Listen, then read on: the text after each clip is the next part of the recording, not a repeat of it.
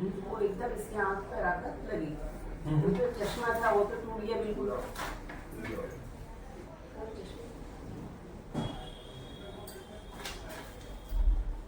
रात को 10-10:15 बजे की बात है। जोर से प्लास्टिक की प्लास्टिक आंखों में गेंद की जो चोटें होती हैं वो काफ़ी नुकसान भी देती हैं कई बार, क्योंकि उससे हमें कंप्रेशन इंजरीज होती हैं। कंप्रेशन इंजरीज जैसे हमारे पेट पर अगर किसी ने मुक्का मारा तो ज़रूरी नहीं जहाँ पे मुक्का मारा वहीं पर तकलीफ हो, कभी कभार उसके दूसरे हिस्से में भी अपने स्क्रीन में, लीवर में पावर। ऐसी हमारे आँख में बहुत सारे छोटे छोटे ऑर्गन्स होते हैं जो कभी कभी चोट लगने की वजह से क्षतिग्रस्त हो जाते हैं। ऐसे में इसमें हमें विस्तारित रूप से जांच करना बेहतर रहता है ताकि भविष्य में कोई समस्या ना आए। नीचे देखो बेटा, नीचे देखो। साथ ही साथ इसकी आंखों के प्रेशर्स भी बढ़े हुए आ रहे हैं।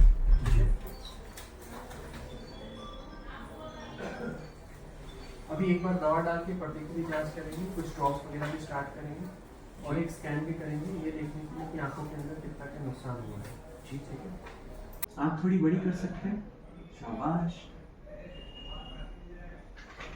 मेरे कान को देखिए बेटा, बहुत बढ़िया। सर, अब मैं आपको व्यवस्थित रूप से आंखों में क्या क्या समस्या हो सकती हैं और क्या क्या समस्याएं हैं उसके बारे में विस्तार से आपको सब समझाता हूँ। सबसे पहले हम आंखों की संरचना को समझते हैं और बॉल से होने वाली चोट से हमारे को क्या क्या तकलीफ होती है उसके बारे में और विस्तार से बताते हैं।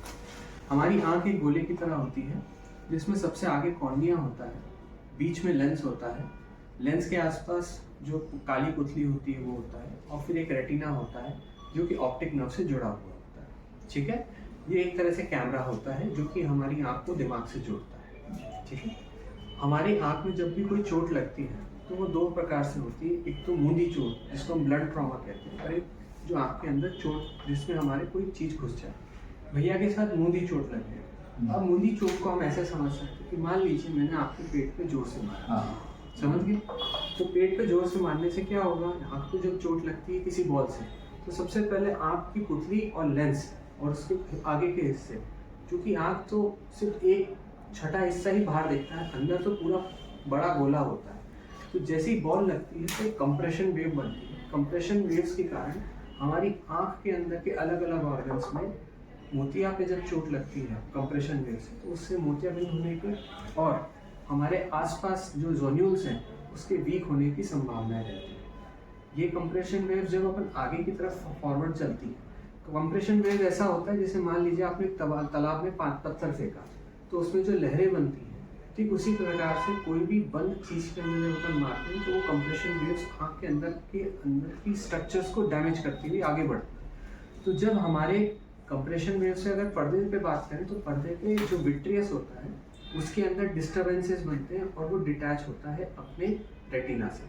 तो ऐसे में कई बार काले धब्बे और रोशनी की चमक भी दिखती है और रेटिना का हमारा एक हिस्सा टूट के बिखर इसमें होल बन जाता है। ठीक है, सबसे पहले हमारी आंख के अंदर जो आगे चोट लगी तो उसके कारण हमें ट्रॉमेटिक यूवियाइटिस हुआ है। ये कोई बड़ी समस्या नहीं है, इसमें हम ड्रॉप्स और कुछ कोल्ड कंप्रेशन, ठंडी सेकाई और टैबलेट्स अगर ज़्यादा दर्द हो तो उससे ठीक कर सकते हैं। पर हमारे लिए अगले 6 महीने तक क्या क्या चीज़ों का ध्यान रखना है वो आपके सामने प्रस्तुत कर रहा हूँ।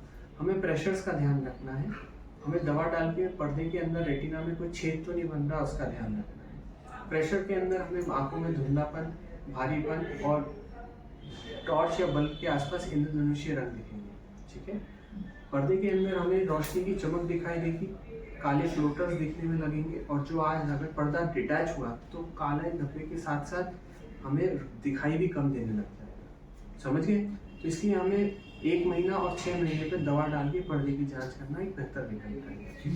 साथ ही साथ हमने जो अभी स्कैन्स करे हैं उसमें भैयों के बहुत ही इनिशियल सेगमेंट में थोड़ी सी डिफरेंसेस आएंगी, पर ये ना के बराबर है। ठीक है, प्रेशर्स के साथ हमारी आंखों के नर्व्स पे भी डैमेज होता है। चूँकि भैयू अभी बहुत छोटा है तो अभी इसको ये डैमेज ना के बराबर है। हमने जो स्कैन्स किए हैं ये 6 महीने और साल भर के अंतर में हम लोग करेंगे।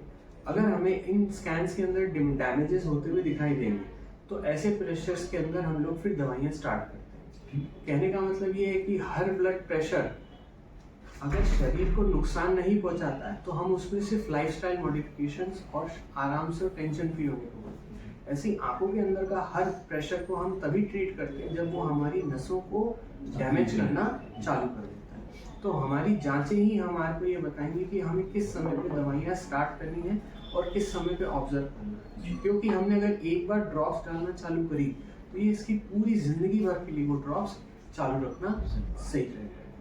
इसीलिए भैया के आज से जो प्रेशर्स के पेपर्स बने हैं, जिसको हम कांच बिंदु कहते हैं, उनको बहुत ही संभाल के रखना है, क्योंकि इनके अंदर के परिवर्तन को ही हम आगे चल के दवाई देना है या नहीं देना है उसका निर्णय बनाएंगे। बिल्कुल आ सकती है, क्योंकि ये प्रेशर्स में इसको बहुत ज़्यादा प्रेशर्स पिछले 3 बार से आ रहे हैं। तो हमें के लिए भैया में ऑकुलर हाइपरटेंशन तो ऑलरेडी है ही, पर उसमें हमें आगे चल के कुछ करना भी है कि नहीं, वो इन स्कैन से हमें पता लगेगा। पिछली बार डॉक्टर साहब ने देखा था मेरी दोनों आंखों के ऑपरेशन डॉक्टर साहब ने किया था।